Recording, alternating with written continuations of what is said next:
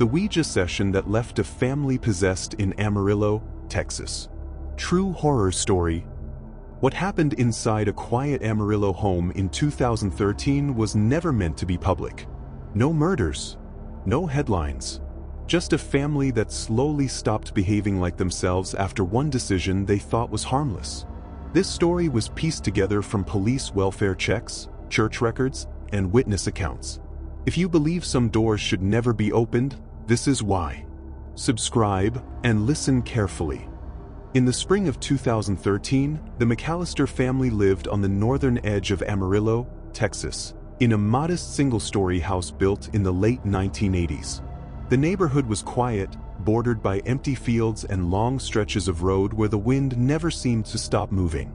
Daniel McAllister worked as a freight dispatcher for a regional trucking company. His wife, Rebecca McAllister, volunteered at a local church and homeschooled their two children, 14-year-old Lucas and 9-year-old Emily. By all outward appearances, the family was stable, religious, and deeply routine-oriented. The house itself had no known history of violence or death. However, it sat less than a mile from land once used as a dumping ground in the 1950s, where undocumented burials were rumored but never confirmed. Older residents in Amarillo had long referred to the area as unsettled, a place where animals avoided nesting and where radios occasionally picked up unexplained interference. The McAllisters dismissed such talk as small-town superstition. The Ouija board entered the home through Lucas. In April of that year, he had traded for it with another student at his youth group, believing it to be a novelty item from the 1970s. The board was visibly old, its cardboard warped, the lettering faded, and the planchette cracked down the center. There was no packaging, no instructions, and no branding beyond the word Ouija, barely visible near the bottom edge. Lucas brought it home without asking permission and hid it under his bed for several days. Rebecca found the board while cleaning and confronted Daniel about it. Both parents were uneasy but ultimately allowed it to remain in the house after Lucas insisted it was just a game. Daniel stored it in the spare bedroom closet, a small room that had once belonged to a previous owner's elderly mother. That room had always felt colder than the rest of the house, though no insulation issues were ever identified. The first session happened on a Sunday evening. The family had returned early from church due to a sudden dust storm. With electricity flickering and cell service unreliable, boredom set in. Against her better judgment, Rebecca suggested they try the board together, believing that if anything strange happened, it would be easier to dismiss as imagination. The board was placed on the floor of the spare bedroom. The door was closed. The lights remained on. The planchette moved almost immediately. At first, the movements were slow and erratic, forming no recognizable words. Daniel assumed someone was pushing it intentionally, though no one admitted to doing so. As minutes passed, the movement became more deliberate. The planchette circled the board repeatedly before stopping on letters that spelled out a name unfamiliar to all of them. The name was not recorded at the time, but Rebecca would later write it down from memory and then cross it out, claiming it made her feel physically ill to see it written. Within days, subtle changes began. Emily complained of headaches and began waking up with unexplained scratches on her arms and legs.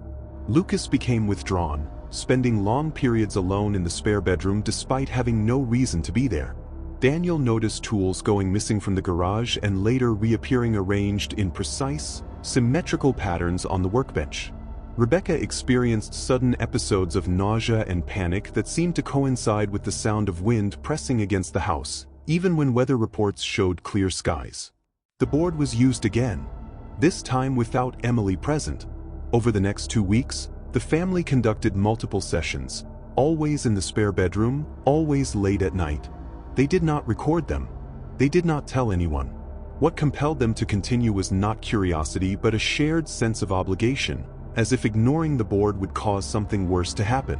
Rebecca described it later as a pressure behind her eyes whenever she considered throwing it away. The atmosphere inside the house changed noticeably. Neighbors reported seeing lights on at all hours. The McAllister dog, a German shepherd named Knox, refused to enter the spare bedroom and began growling at the closed door whenever he passed it. The air inside the home smelled faintly metallic, especially near the hallway leading to the room. Daniel's behavior became erratic. He stopped sleeping and began keeping handwritten notes scattered throughout the house, filled with repeating symbols and fragmented sentences that referenced places he had never been. Rebecca began hearing footsteps in the attic despite no access point existing. Emily started speaking in her sleep, reciting sequences of numbers that did not correspond to dates or addresses. The most disturbing change occurred in Lucas. He began insisting that the board was not contacting a single entity but something fragmented. According to later psychological evaluations, Lucas believed the presence communicated through pressure rather than language, influencing emotion, impulse, and memory. He stopped attending school altogether, claiming the teachers were out of alignment. His voice recordings from this period, later obtained by investigators, revealed a flat, almost mechanical tone inconsistent with his previous speech patterns. By early May, the family had stopped leaving the house except when absolutely necessary. Church members noticed their absence and attempted contact, receiving no response. Rebecca's journal entries from this time show a rapid deterioration in her mental state. She wrote about the house feeling inverted, as though the walls were facing inward. She described mirrors reflecting movement behind her that disappeared when she turned around. The spare bedroom became the center of the home. Furniture shifted toward it without explanation. The temperature dropped steadily despite a functioning heating system. The Ouija board was no longer stored in the closet. It remained permanently on the floor, surrounded by markings that Daniel claimed not to remember drawing. On May 22nd, Amarillo police conducted a welfare check after neighbors reported screaming that abruptly stopped. Officers found the front door unlocked. Inside, the house was silent.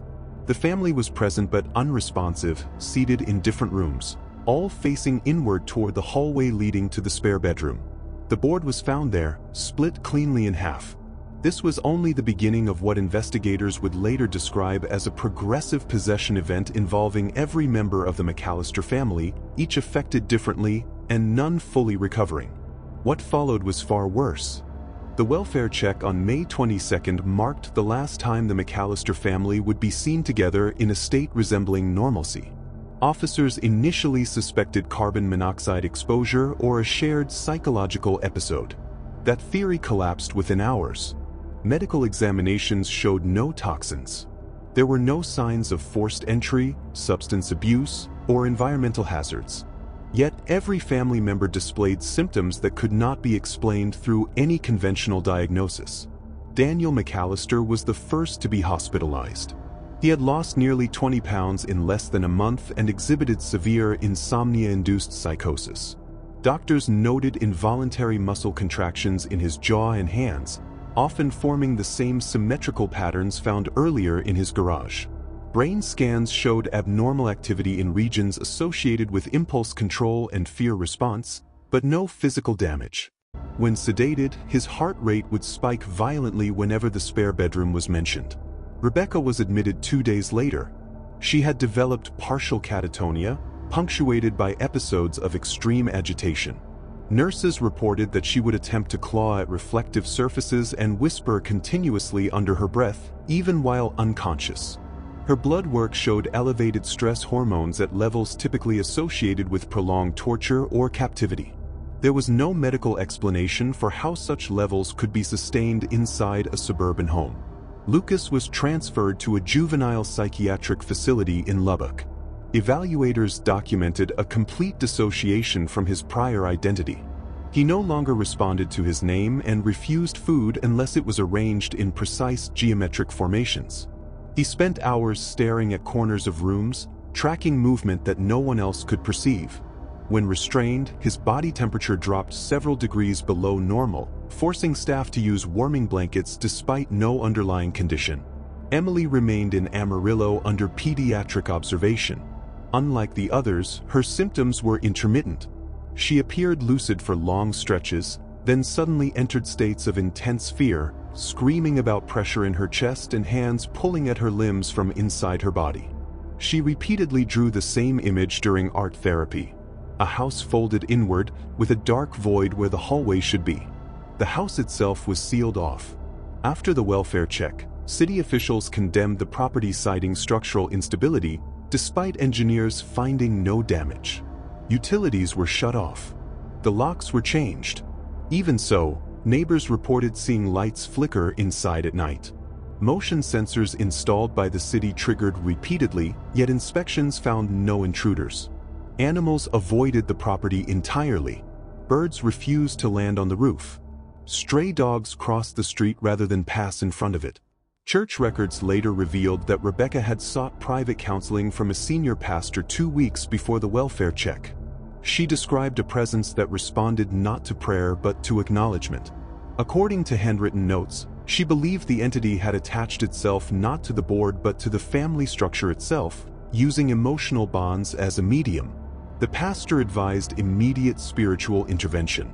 That intervention never happened. Daniel was discharged briefly in July.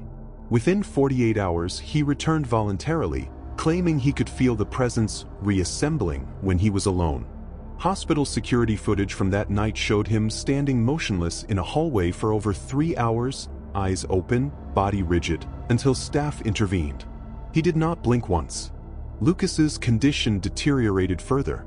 Staff began documenting episodes where electronic equipment malfunctioned in his vicinity. Battery-operated devices drained rapidly. Audio monitors picked up low-frequency interference during his sleep cycles, later described by technicians as resembling distorted breathing. One staff member resigned after reporting a sensation of being watched whenever she reviewed Lucas's case file. Emily was the only one to show partial recovery. By late summer, her episodes became less frequent. However, she refused to speak about her family, insisting that doing so caused pain behind her eyes. During a routine follow-up, she asked a physician if houses could remember people after they were gone.